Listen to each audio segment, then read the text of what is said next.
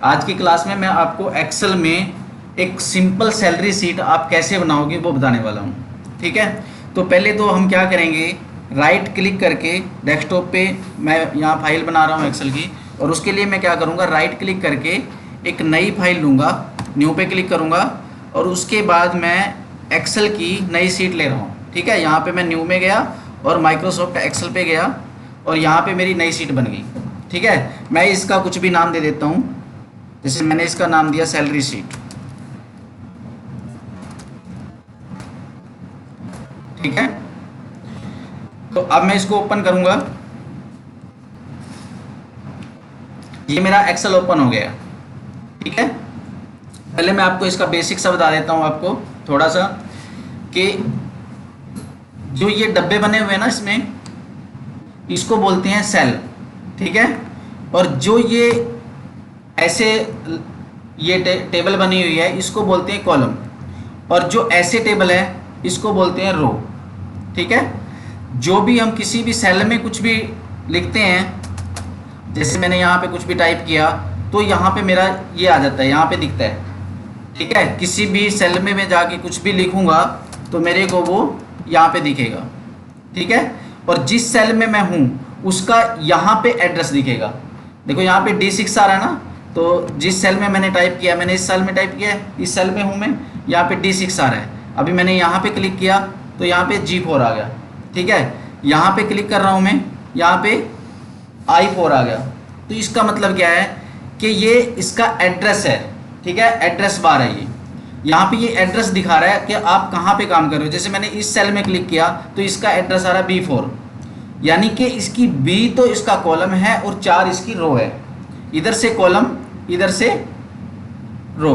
तो अगर किसी सेल का एड्रेस मुझे देखना है, जैसे मैं यहाँ पे क्लिक कर रहा हूँ तो यहाँ पे ये J कॉलम है और 5 रो है, तो यहाँ पे आ रहा है J5।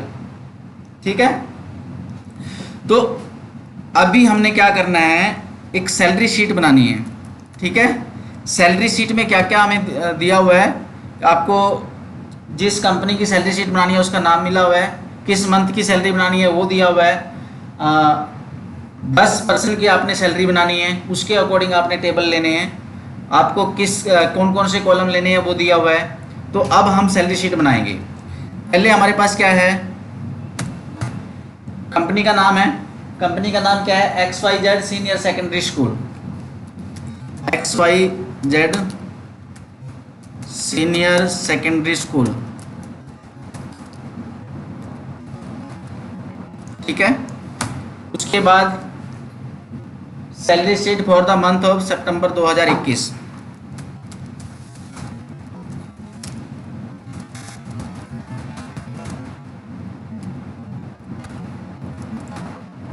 ठीक है, उसके बाद हमें टेबल मिले हुए हैं कि भी टेबल बनाने हैं आपने, और पहला कॉलम किस चीज़ का है, सीरियल नंबर का।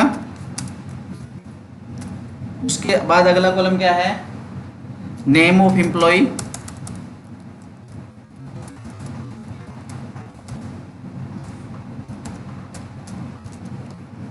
उसके बाद डेजिग्नेशन।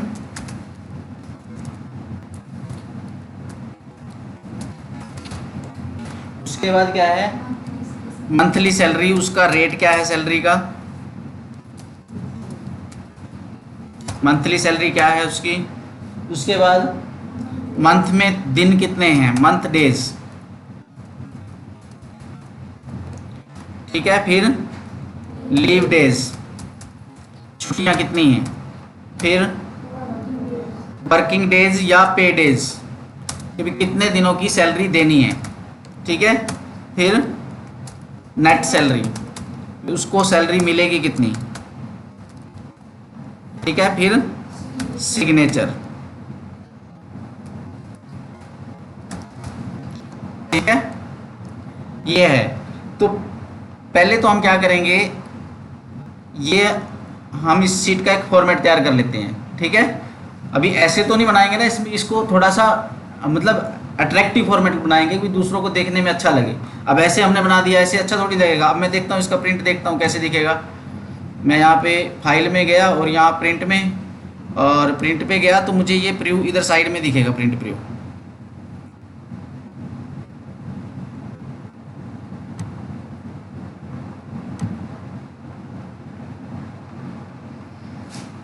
यहाँ पे ये इस तरह से दिख रहा है प्रिंट, तो इस तरह से तो नहीं ठीक लगेगा ना ये। तो हम इसको अच्छे से पहले इसका फॉर्मेट तैयार कर लेते हैं। पहले तो हम जाएंगे पेज लेआउट में और यहाँ से हम पेपर लेंगे। पेपर कौन सा लेना हमने, ठीक है। पेज लेआउट में गए और यहाँ से गया मैं, यहाँ पे मैंने कोने में इस पर क्लिक किया तो यहाँ पे आता है आपके पास पेपर का साइज़ कौन सा लेना है आपने, ठीक है। हमें पेपर का साइज़ लेना है A4। जो नॉर्मल पेपर होता है ना वो A4 होता है, जो हम ज़्यादातर यूज़ करते हैं, ठीक है। ये होता है A4, ठीक है। हमने पेपर का साइज़ ले लिया। उसके बाद ऊपर ये लिखा हुआ है पोर्ट्रेट लेना है आपने या लैंडस्केप लेना है। पोर्ट्रेट होता है सीधा और लैंडस्केप होता है ऐसे टेढ़ा, ठीक है। तो हम इसको लैंडस्केप में ले लेते हैं, ठीक है। ये दिखा रहा है ना यहाँ पे पोर्ट्रेट सीधा पेपर है और लैंडस्केप में ऐसे टेढ़ा है, ठीक है। तो मैं इसको ले लेता हूँ लैंडस्केप में। तो मैंने यहाँ से पहले तो इसको ओके कर दिया, ठीक है। देखो मेरा पेपर यहाँ तक आ रहा है, ये जो लाइन दिखा रहा है ना, तो यहाँ तक मेरे पास पेपर है, ठीक। तो पहले तो मैं क्या करता हूँ, यहाँ पे ये जो मेरे टेबल है ना, इनको थोड़े से मैं जो कॉलम है इनका साइज़ बढ़ा लेता हूँ। साइज़ बढ़ाने के लिए मैं क्या करूँगा, ऐसे सिलेक्ट करके और जितना मुझे चाहिए ना मैं यहाँ से इसको ऐसे खींच लूँगा, ठीक है। तो ये तरीका है, ये सारा हो गया, ठीक है। उसके बाद ये मेरे अच्छे से नहीं आ रहे हैं ना। अभी देखो मैं प्रिंट ले रहा हूँ ना इसका, ये मुझे टेबल में ये लाइनिंग जो दिख रही है ना, ये लाइनिंग नहीं दिख रही है, प्रिंट में नहीं आएगी मेरी लाइनिंग। देखो मैं प्रिंट प्रीव्यू पे जा रहा हूँ और मेरे यहाँ लाइनिंग नहीं दिख रही है ये, ठीक है। तो मैंने ये लाइनिंग भी देखनी है, तो ये कैसे आएगी, ये आएगी सिलेक्ट करने के बाद। जैसे मैंने यहाँ पे 10 नंबर तक लेना है ना, तो मैं 10 नंबर तक पहले ले लेता हूँ। यहाँ से मैं सिलेक्ट करके, देखो एक तो मैंने टाइप किया है और मैं चाहता हूँ मुझे टाइप ना करना पड़े, जल्दी काम हो जाए। तो आप ऐसे सिलेक्ट करके और यहाँ इसके कोने पे आओगे। कोने पे जब प्लस का निशान बन जाएगा तो इसको पकड़ के आप नीचे खींच लोगे ऐसे, तो ये अपने आप टाइप कर देगा। मुझे 10 तक चाहिए, मैं 10 तक लेके जाऊँगा, छोड़ दूँगा, ठीक है। ये हो गया। अब मैंने क्या करना है, इसको सारे को मैं दे देता हूँ कि इसमें ये टेबल बन जाए, है ना। तो मैं यहाँ पे जाऊँगा और यहाँ पे ये ऑप्शन है बॉर्डर का, ठीक है। यहाँ पे कई सारे बॉर्डर मिलेंगे आपको, ठीक है। आपने सिर्फ नीचे का बॉर्डर लेना है लाइन का, तो आप ये क्लिक कर दोगे। अगर आपने ऊपर का लेना तो ये ले लोगे। अगर आपने सिर्फ साइड का लेना तो ये ले लोगे आप। लेकिन मैंने क्या लेना है, मैंने सारे पे बॉर्डर लेना है, ठीक है। सारों में लाइनिंग लेनी है। मैंने क्लिक कर दिया तो ये देखो ये थोड़ा हाईलाइट होगी लाइनें, और जब मैं प्रिंट में जाके देखूँगा तो मेरे को ये प्रिंट में भी दिखेगी, ठीक है। प्रिंट में ऐसी दिखेगी। लेकिन अब भी ये फॉर्मेट सही नहीं है, तो मैं इसको पहले फॉर्मेट को प्रॉपर कर लेता हूँ। पहले तो मुझे ये सेंटर में चाहिए और ये एक ही सेल में चाहिए मुझे ये। तो मैं क्या करूँगा, इन सारे, ये देखो कितने सारे सेल है, ये काफ़ी सारे हैं ना। मैं चाहता हूँ इसका एक सेल बन जाए, ठीक है। तो एक सेल की बनाने के लिए मुझे कहाँ जाना है, मर्ज एंड सेंटर पे। यहाँ पे मैं इसको मर्ज कर दूंगा, ठीक है। मर्ज से क्या होगा, ये सारे सेल एक बन जाएंगे, सारे सेल मर्ज होके एक सेल बन जाएगा, ठीक है। ऐसे ही हो गया, ठीक है। इसको भी मैं सेलेक्ट करके ऐसे ऐसे मर्ज कर लूँगा। एक तो तरीका ये है मर्ज करने का, एक ये है कि मेरा ये मर्ज हो रखा है, ठीक है। मैं इसकी कॉपी कर लेता हूँ, इस फॉर्मेट की कॉपी करके, और नीचे वाले का फॉर्मेट वही देना चाहता हूँ। तो मैं क्या करूँगा, इसको यहाँ से फॉर्मेट पेंटर पे जाऊँगा, फॉर्मेट पेंटर पे क्लिक करूँगा, इसको सिलेक्ट करके जिसकी मैं कॉपी करने जा रहा हूँ। मैंने इसको सिलेक्ट किया और यहाँ पे फॉर्मेट पेंटर पे गया, मैंने यहाँ क्लिक किया और फिर इसको मैंने ऐसे ही यहाँ पे क्लिक कर दिया, ठीक है। अब मुझे सिलेक्ट करने की ज़रूरत नहीं पड़ी और यहाँ से हो गया। ये एक शॉर्टकट है। अब मैं मान लीजिए मैंने काफ़ी सारी लाइनों में ऐसे करना था, तो मैं एक एक लाइन को करता जाऊँगा, ठीक है। बहुत टाइम लगेगा मेरे को। अगर मेरे को यहाँ पे पूरी 100 लाइनों में ऐसे करना है तो मैं एक लाइन का कॉपी करूँगा और 100 लाइनों में एज इट इज कर दूँगा, ठीक है। ये जल्दी के लिए है, ठीक है।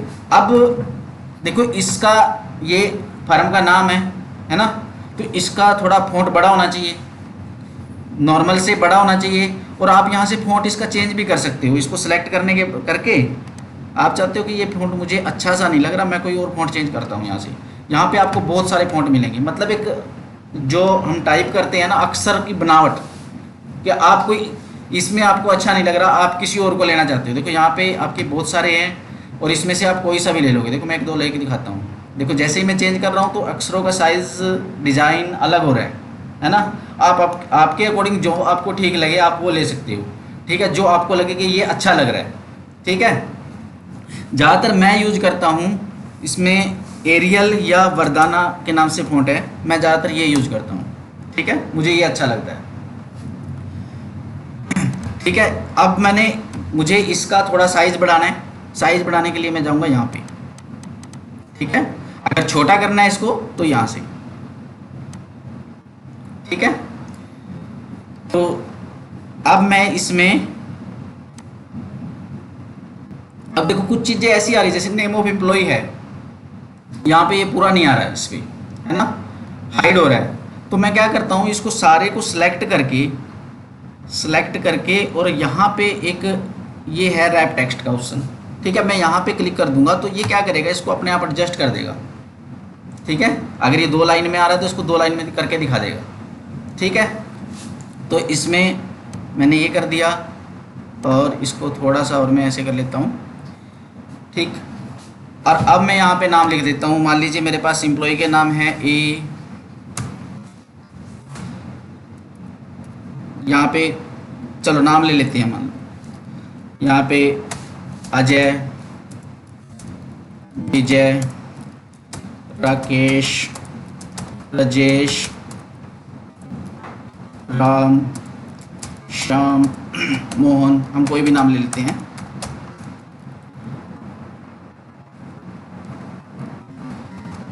रोहित, अनिल, सुनील, ये नाम ले लिया हमने 10 नाम, ठीक है। अब हमने इनकी डेजिग्नेशन लेनी है, आप अपने अकॉर्डिंग कोई भी ले सकते हो, ठीक है। ये मेरे पास अब मंथली सैलरी मेरे पास है 30,000, ठीक है, मंथली सैलरी मेरे पास 30,000 है। और साथ में ये है कि जो 10 बंदे हैं इनकी 2-2 हज़ार रुपये कम है, ठीक है, उससे तीसरे बंदे की उससे 2,000 कम है। तो मैंने यहाँ पे क्या करना है, एक तो मैं टाइप करूँगा, ठीक है, एक मैं फॉर्मूला लगा के बना लेता हूँ। तो मैंने क्या कहा कि इनमें 2-2 हज़ार का डिफरेंस है, तो ये करना है मैंने। तो मैं यहाँ पे क्या करूँगा, इज इक्वल टू, और किससे कम है 2,000 रुपये, इससे, तो मैं इसमें से कर दूँगा 2,000 रुपये कम, ठीक है, 28,000 होगी। अब मैं ये कहता हूँ इसको कि भी जैसे इसमें किया ना ऐसे सारों में कर दे, ठीक है। तो मैं क्या करूँगा, इसकी कॉपी कर लूँगा, ठीक है, इसको सिलेक्ट करके जहाँ तक मुझे चाहिए वहाँ तक ले जाके एंटर कर दूँगा, तो ये अपने आप इसमें से 2-2 हज़ार रुपये कटा देगा, ठीक है, कर दिया इसने, ठीक। अब आते हैं मंथ डेज पे। मंथ डेज हमारे सितंबर मंथ की हम सैलरी बना रहे हैं, कितने मंथ डेज हैं, मंथ में कितने डेज है सितंबर में, 30, तो 30 डाल लेंगे यहाँ पे, और सारों में 30 डालना है मुझे, मैं इसकी कॉपी करके और सारों में पेस्ट कर देता हूँ, ठीक है। अब लीव डेज हमने क्या किया है कि पहले के 2 लीव डेज है, उसके बाद एक प्लस करना है हमने, कि पहले की 2 छुट्टी है, दूसरे की 3 है, तीसरे की 4 है, इस तरह से हमने कर रखा है कि एक दिन ज़्यादा है सबकी। अब पहले की हमारे पास 2 छुट्टी है, ठीक है, अब दूसरे की कितनी है, 1 दिन ज़्यादा है, तो मैं यहाँ पे क्या करूँगा, इज इक्वल टू दिस +1, ठीक है, एक का फर्क डिफरेंस है ना। तो मैं यहाँ से इसको सेलेक्ट कर लूँगा और यहाँ तक मुझे चाहिए वहाँ तक ले जाके, ठीक है, ये भी हो गया। अब मैंने निकालने हैं पे डेज, ठीक है, पे डेज वर्किंग डेज कि कितने दिन की सैलरी मिलनी है। तो मेरे पास मंथ डेज है और छुट्टियाँ हैं, लीव डेज है। अब मैंने पे डेज निकालनी है, तो मैं क्या करूँगा, यहाँ पे फॉर्मूला पुट करूँगा, is equal to this minus this, ठीक है। मंथ डेज में से लीव डेज निकल जाएंगे तो क्या रह जाएगा, पे डेज, ठीक है। अब मैं इन सारों के निकालने हैं मुझे, तो मैं यहाँ से क्या करूँगा, कॉपी कर लूँगा इसको और जहाँ तक मुझे चाहिए सिलेक्ट करके एंटर कर दूँगा, ठीक है। लास्ट में 30 में से 30 वर्किंग डे 30 मंथ डेज है और लीव डेज 11 है, तो पे डेज कितने रहेगी, ठीक है। तो अब मैंने निकालनी है सैलरी, मैंने निकालनी है सैलरी पहले की 28 दिन की, दूसरे की 27 दिन की, ठीक है। ऐसे जो जो मेरे पास पे डेज है उसके अकॉर्डिंग मैंने सैलरी निकालनी है। मेरे पास दिया हुआ क्या है कि मंथली सैलरी दी हुई है, ठीक है, और पे डेज भी है मेरे पास। अब मंथली पे डेज की सैलरी निकालने के लिए मुझे क्या करना पड़ेगा, पहले एक दिन की सैलरी निकालनी पड़ेगी। एक दिन की सैलरी कैसे निकलेगी, जो उसका रेट है उसको डिवाइड करेंगे मंथ डेज से, ठीक है, फिर मल्टीप्लाई करेंगे पे डेज से। तो अब हम यहाँ पे फॉर्मूला पुट कर देंगे, is equal to this divide by this और मल्टीप्लाई बाई दिस, ठीक है। ये मैंने फॉर्मूला लगा दिया, ठीक है। अब ये इसको सही कर रहा है, लेकिन यहाँ पे हमने क्या करना है ना, यहाँ पे जैसे हमने ये फॉर्मूला लगाया है,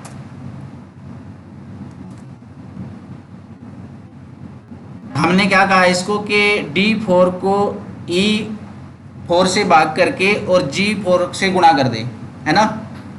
अब यहाँ पे इसको एक कंफ्यूजन हो सकती है कंप्यूटर को कि भाई मैं पहले इसको करूँ या पहले E4 को G4 से गुणा करूँ, है ना। यहाँ पे कई जगह ये गलत आंसर निकाल लेगा आपका कि यहाँ पे कंफ्यूजन है इसके लिए कि पहले मैं D4 को डिवाइड करूँ E4 से या E4 को मल्टीप्लाई करूँ G4 से। तो हम इसके लिए क्या करेंगे, इसको ब्रैकेट में दे देंगे, ठीक है, इसको ब्रैकेट में दे देंगे और ऐसे। अब ये इसको ऐसे नहीं कर सकता कि E4 को G4 से गुणा कर दे, ऐसा नहीं करेगा, क्योंकि अब हमने इसको बाउंड कर दिया कि आपने इसको अलग करना है, इसको अलग करना है, ठीक है। तो ऐसे करना है, थोड़ा कई बार इसमें तो नहीं आ रहा था, लेकिन कई जगह ऐसा आ सकता है। तो ये ऐसे आपने सोच के बनाना है फॉर्मूला, जो भी बनाना है, ठीक है। तो यहाँ पे मैंने ये फॉर्मूला लगा दिया। अब मैंने ये सारों का निकालना है, ठीक है। तो मैं क्या करूँगा, इसकी कॉपी करूँगा और यहाँ तक मुझे चाहिए ऐसे कॉपी पेस्ट कर दूँगा, ठीक है। तो मेरा ये सारों में आ गया। अब एक दिक्कत और आ रही है, चलो मैं यहाँ पे लगा लेता हूँ, इसका टोटल कर लेता हूँ पहले।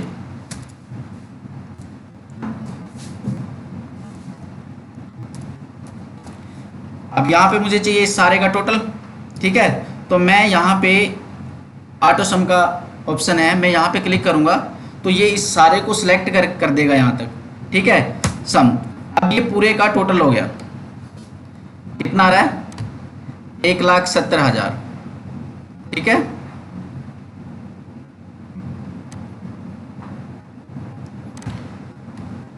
लेकिन यहाँ पे पॉइंट के बाद कुछ डिजिट आ रहे हैं, ठीक है। लेकिन मैं चाहता हूँ कि ये डिजिट ना आए। अब कहाँ किसी को मैं पैसे में थोड़ी दे दूंगा अमाउंट, मान लो मैंने इसको देने, अनिल को पेमेंट देनी है, मैं 33 पैसे कहाँ से लाऊंगा, है ना। तो मैं क्या करता हूँ ना, इसमें एक और करता हूँ कि भाई ये जो निकाल रहा है ना डेसिमल के बाद जो अमाउंट निकाल रहा है ये ना आए। एक तो तरीका होता है कि इसको सिलेक्ट करके आप इसको ऐसे सिलेक्ट करके आप और यहाँ से कर देते हो इसको कि भाई ये हट जाएंगे यहाँ से, ठीक है। जैसे ये आपने सेलेक्ट किया और इसको यहाँ से ऐसे कर दिया, यहाँ से अब हट गए, ठीक है। यहाँ से भी आप चाहोगे भी ये हटा देते हैं हम यहाँ से, ठीक है। आप कहोगे ये हट गए, लेकिन ये हटे नहीं हैं, सिर्फ दिखने बंद हुए हैं, ठीक है। इस टोटल में ये जुड़ के आ रहे हैं, जो ये टोटल यहाँ पे आ रहा है इसमें ये सारे जुड़ के आ रहे हैं, ठीक है। मान लो आपने 1,70 का चेक दिया, टोटल सैलरी दे रहे हो, 1,70 का चेक आप दे रहे हो और यहाँ से आप बैंक में चेक इन्फॉर्मेशन भेज रहे हो, इतने इतने पैसे आप उनके अकाउंट में ट्रांसफ़र कर दो। बैंक वाला क्या करेगा, जब ट्रांसफ़र करके देखेगा लास्ट में 1, 2, 3 रुपये बच जाएंगे, तो उसको कहाँ डालेगा, दिक्कत आ जाएगी ना। तो हम यहाँ पे क्या करेंगे, इसमें राउंड का फॉर्मूला लगा देंगे कि दशमलव के बाद कोई डिजिट ना आए, पॉइंट के बाद कुछ भी नंबर ना आए, ठीक है। अगर अमाउंट 50 पैसे से कम है तो उसको ख़त्म कर दे, अगर अमाउंट 50 पैसे से ज़्यादा है तो उसको 1 प्लस कर दे, ठीक है। तो इसके लिए हम करते हैं राउंड का फॉर्मूला। जो फॉर्मूला हमने लगाया वो ऐसे ही लगा रहेगा, उसमें हम क्या करेंगे, जैसे ये फॉर्मूला लग रहा है ना मेरा, ये यहाँ पे दिख रहा है, ठीक है, ये है फॉर्मूला बार, ठीक है। यहाँ पे फॉर्मूले में मैं क्या करूँगा, एडिट कर दूंगा इसमें, और इसमें क्या करूँगा, राउंड करूँगा, पहले राउंड लिखूँगा, ठीक है, ब्रैकेट स्टार्ट करूँगा और उसके बाद जो फॉर्मूला मैंने लगा रखा है उसको एज इट इज रखूँगा और इसके लास्ट में आ जाऊँगा। लास्ट में मैं क्या करूँगा, कोमा लगा के, जीरो लगा के, और इसको ब्रैकेट को बंद कर दूंगा। ठीक है, अब ये मेरा राउंड का फॉर्मूला लग गया। अब ये क्या करेगा, पॉइंट के बाद कोई भी डिजिट नहीं दिखाएगा। ठीक है, तो मैं क्या करूँगा, यही मुझे सारों में चाहिए, तो मैं यहाँ से इसकी कॉपी कर लेता हूँ और ऐसे इसको सेलेक्ट करके जहाँ तक मुझे चाहिए पेस्ट कर देता हूँ।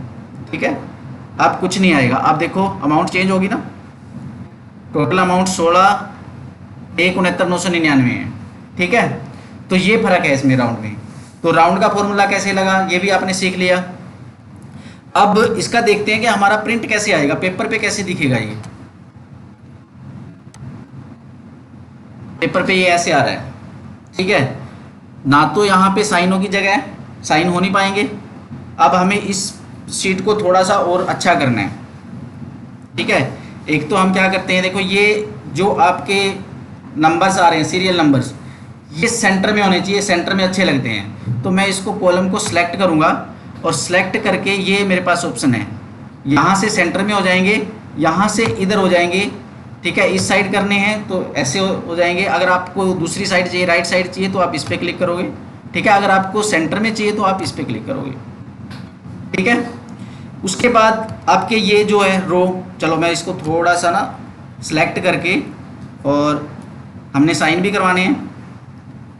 ठीक है, इसको थोड़ा सा हम ऐसे ऐसे देंगे। ठीक है, यहाँ पे मेरे पास स्पेस ज़्यादा है तो मैं इसको छोटा कर लूँगा, कॉलम को इतना बहुत है मुझे। एम्प्लॉय नेम में भी मुझे थोड़ा छोटा कर लूँगा मैं इसको। ठीक है, और मैं सिग्नेचर में यहाँ पे बढ़ा लूँगा। ठीक है, लीव डेज भी सेंटर में ही अच्छे लगेंगे, मंथ डेज भी सेंटर में ही अच्छे लगेंगे। ठीक है, इनको मैं सेंटर में कर लेता हूँ, इसको भी सेंटर में कर लेता हूँ। ठीक है, इसको भी मैं सेंटर में कर लेता हूँ। ठीक, ये हो गया।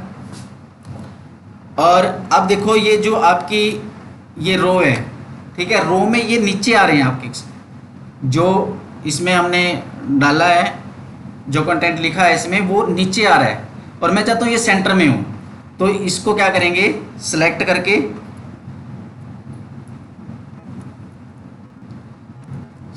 करके और ये है, अगर आपको ऊपर चाहिए तो आप यहाँ क्लिक कर दोगे, अगर आपको नीचे चाहिए तो आप यहाँ क्लिक करोगे, अगर आपको सेंटर में चाहिए तो यहाँ क्लिक करोगे। ठीक है, तो ये हो गया। और जो ऊपर हेडिंग्स होती हैं, हेडिंग्स को हम थोड़ा ना अलग रखते हैं साइज फॉन्ट का। ठीक है, मतलब ये सिंपल है तो हम इसको क्या करेंगे, बोल्ड कर देंगे। ठीक है, ऐसे ही जो नीचे टोटल है, टोटल को भी थोड़ा सा हम बोल्ड करेंगे। ठीक है, सेलेक्ट करके और ऐसे बोल्ड कर देंगे। ठीक है, अब ये आ गई हमारी टोटल सैलरी। ठीक है, अब देखते हैं प्रिंट प्रीव्यू, हम प्रिंट में गए। अब ये हमारा ऐसे आ रहा है, लेकिन ये 2 पेज पे आ रहा है। ठीक है, तो अब हम इसको 1 पेज पे सेट कर लेते हैं। थोड़ा सा हम रो की जो विड्थ है वो कम कर लेते हैं।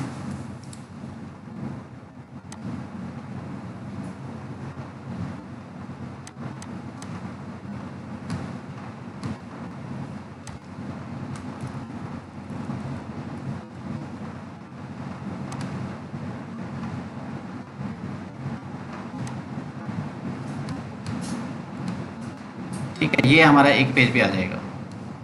ठीक, अगर हम प्रिंट व्यू देखेंगे इसका तो ये ऐसे दिखेगा। ठीक है, आप कलर देना चाहे तो आप कलर भी दे सकते हैं, जैसे आपने यहाँ पे देना है, कलर देना है इसका, तो आप यहाँ से, अगर आपने फ़ॉन्ट का कलर देना है तो फ़ॉन्ट का कलर आप यहाँ से दे सकते हो, कोई भी आपने देना है। ठीक है, बैकग्राउंड का अगर आपने कलर देना है तो आप यहाँ से दे सकते हो, बैकग्राउंड का कलर जैसा भी आप देना चाहो। ठीक है, अगर आप इसको और भी डिज़ाइन करना चाहते हो, ठीक है, आप अपने अकॉर्डिंग दे सकते हो कलर।